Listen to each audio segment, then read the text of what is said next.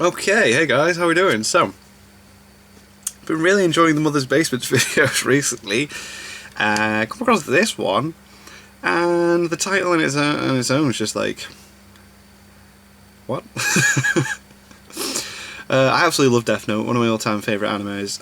It's absolutely genius. And there is a scene, if you've not seen it, where, well, I'm sure this will go into it. It just revolves around Light eating a bag of potato chips. So this is the brilliance of Death Note's potato chip scene. Yes, really, I'm super intrigued. Let's go into this together. Death Note bears the distinction of being the single most popular anime of all time, at least according to my anime list, although they also think that Pengu is one of the greatest anime of all time, so obviously they're right about everything. Death Note is known throughout weebdom for its fantastic music, its dynamic, exciting direction, and a tense, tightly plotted narrative about a psychological battle of wits between two intellectual titans. But before any of that crap, it is known for this. I'll take a potato chip and eat it.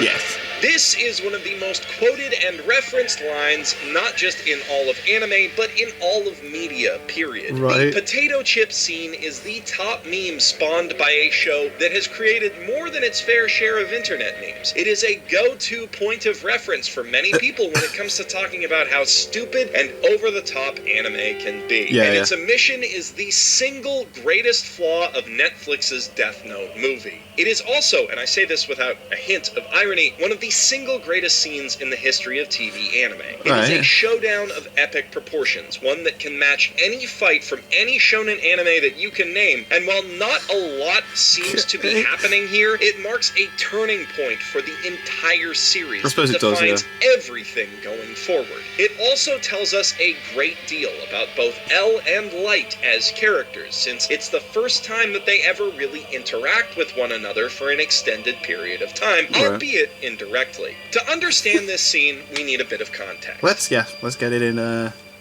Death Note, if you don't know, is a show about a promising and ambitious high school senior named Light Yagami who uses a magical notebook that kills anyone whose name is written in it within a very specific set of rules in order to punish criminals in a bid to become the god of the new world. I told you he was ambitious. Light, or Kira as he's known to the world, is pursued by a Japanese police task force led by his father, Soichiro Yagami, and a brilliant private detective known only as L. Within a day of taking the case, L managed to narrow the task force search area down from the whole world to the Kanto region of Japan. So suffice it to say, he's pretty good at what he does, and is a massive threat to Kira's plans. The potato chip scene takes place in episode 8 of the series, right after Light seemingly threw the police off his trail by killing all 12 of the FBI agents sent to investigate Kira, but by pulling on a few tiny loose ends, L manages to unravel even more of the mystery because of this. L has figured out that Kira is not just related to one of the task force members, but that he's part of one of the families being investigated by Ray Penber, the FBI agent who died in far and away the most suspicious circumstances, and whose fiancée Naomi committed suicide shortly thereafter. Unfortunately for Kira, L knew Naomi from a previous case and knew her well enough to know that she wasn't the suicidal type. Because of this, L orders that cameras and bugs be set up in Light's family home, which Light immediately discovers because of the absurdly paranoid security measures that he uses to protect his room. Although, of course, that paranoia is clearly justified in this case. Light goads Ryuk, normally a neutral observer, into searching for the hidden cameras by pointing out that he won't be able to eat his apples if they can see everything. But he finds zero blind spots. With Light backed into a corner and apparently extremely dissatisfied with the contents of his nudie mag, he's called down to dinner and the scene proper begins. Right off the bat, the scene is pulling double duty, establishing the girly personality of Light's younger sister Sayu, while also setting up the alias that L uses when he confronts Light in the next episode, Hideki Ryuga, the star of the show that she's watching. This is pretty brilliant, since it's a background detail in this scene, and it puts us in the same position as Light in the next episode, feeling like we've heard L's name somewhere before without immediately being able to place it. It also explains why the normally reclusive Elle would pick that name to confront Light. But the TV show that the family is watching has even more significance than that. Really? Firstly, the way that the sound from it becomes tinny in this brilliant transition from the home to Elle's monitors gives Elle's observations a cold, detached vibe compared to the warm family atmosphere of the Yagami household. This contrast in emotion is a big part of what makes this scene work going forward. Okay.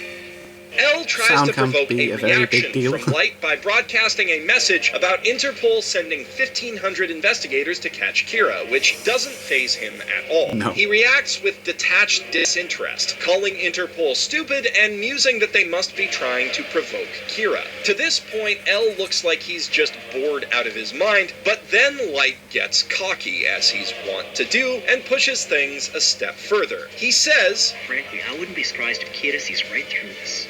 This gets Elle's attention. Yeah. He peers intently at the screen, trying to get a read on Light's expression from the low-res He's like footage. goading him on. Lets loose a bemused chuckle. At this moment, a quiet, playfully pensive guitar track picks up in the background of the scene, a musical cue often used for scenes of intrigue in the show. On the surface, this is an innocuous comment, but if Light is Kira, it's exactly the kind of thing he'd say if he knew that cameras were on him and he wanted to taunt Elle. The gears are now spinning as Elle constructs a profile of Light in his head and matches it against his perception of Kira and what they know so far. As Light goes to get his chips from the one cabinet that's obviously meant to be animated, his sister pokes fun at him. Always the way, isn't An it? indication that it's odd for him to be eating chips this late. He brushes it off with a reasonable explanation, but it's a clue to us in the audience that this is abnormal and therefore notable. Not normal It's also behavior. maybe a small clue to Elle. Looking inside the cupboard, we're given further hints that the chips are important. Not only are the chips that he grabs a different flavor from what the rest of the family normally eats, they're also stuffed into the back of the cupboard. Clearly, he didn't want them being eaten before he got to them. The cut from the cabinet door closing to Light locking the door to his room is pretty brilliant, as it creates a logical connection in our minds between the actions and negates the need to show him walking upstairs and closing his door. This is a strong edit. As Light walks into the room, we see Ryuk splayed out on the bed, shaking from exhaustion, which is a great little character building moment. When Ryuk says, "I guess Shinigami get tired when they work hard," that tells us that searching this one little room may be the hardest that he's ever worked in his entire life. This adds a bit of levity to what is otherwise a dry exposition scene, setting up the rules of the confrontation between Elle and Kira. His goofy, exaggerated, pained expressions also work to this effect. The way that Light talks to him without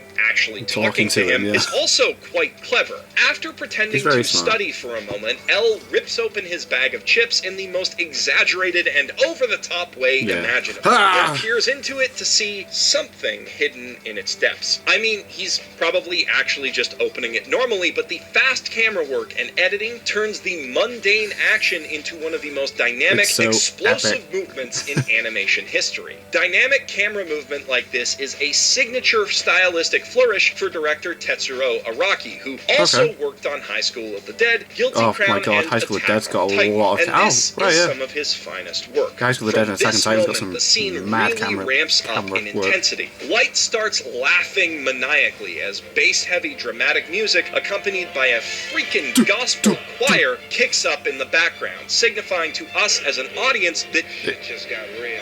Yeah. That's one way of putting it. As the music builds, Light slowly reveals the details of his plan. He needs to ensure that while he's being watched, some criminals that he can't possibly know about are killed to give him an alibi. He continues studying, but we see him glancing out of the corner of his eye rather than looking directly at the paper. This close-up on his eye serves two purposes. Firstly, it gives us a very raw and intense picture of how cold and driven he is in this moment, totally focused on what he needs to do. do. But it It's a also necessity sets to up him. a bit of incongruity with the next shot. We see the light off a screen reflected in his eye pretty clearly, but cutting away reveals that his computer and TV are turned off. This creates intrigue, which is paid off once it's revealed what's in the bag. Yeah, and so cool. man, do they ever go all out in building up to this. The camera moves dramatically, jumping from crazy all over the sweeping place. shots to intense close-ups of his pen as he furiously scribbles. His movements are onion skin, creating a trail that makes everything feel like it's moving in slow motion and emphasizes the importance of certain actions. When we finally zoom into the bag, we see that Light has a portable television and a piece of the Death Note taped inside it. A pretty clever plan for getting some kills in while L is watching. Although one with a fatal flaw that we'll get to in a second. Light monologues to himself about the brilliance of his own plan, leading up to that infamous line, I'll take a potato chip And eat it. As this is happening, Ryuk goes into apple withdrawal in the most needlessly and hilariously over-the-top manner possible, giving the scene a certain comedic bent. Yeah. I've often heard this scene talked about as an example of unintentional hilarity in anime, but I think Ryuk is a dead giveaway that it's anything but. You could maybe convince me that the director was simply overzealous in trying to make the act of writing as exciting and serious as possible with over-the-top music and camera work. But Right. when those elements are played against a big-lipped demon standing on his head and doing bicycle kicks for apples, Upside it down, becomes clear that what we're seeing is an intentional juxtaposition.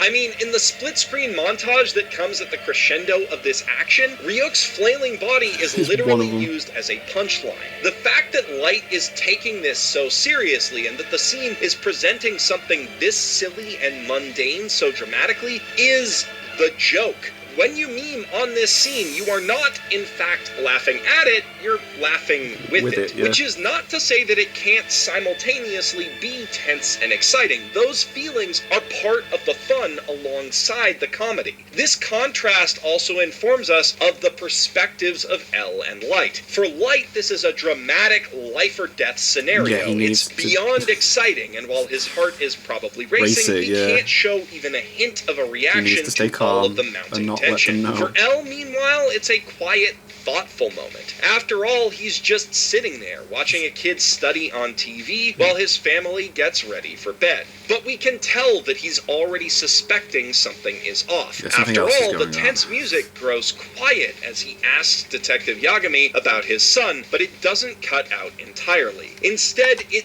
builds to a final, slow, triumphant chant from the choir as Light relaxes and continues to study as he waits for a criminal to die. The music dies down as L gets the news from Watari that 2 criminals have died just now, which should prove Light's innocence, but only if you're looking exclusively at the facts. As a detective, L's real brilliance lies in getting into the heads of other people and figuring He out doesn't go why just they straight at do what he what sees they in do. front of him. He's good at poring over evidence, but every break that he makes in the Kira investigation comes from observing the behavior of others or exploiting Kira's cockiness. This is Light's big slip-up. In terms of evidence that would hold up in court, he gives himself a rock-solid alibi here. But in doing so, he makes Kira act in a way that only really makes sense if he knows the police are onto him and he's trying to throw them off the trail, which is consistent with Light subtly taunting L early in the scene. He does correct for this later by killing more petty criminals, but the damage is already done.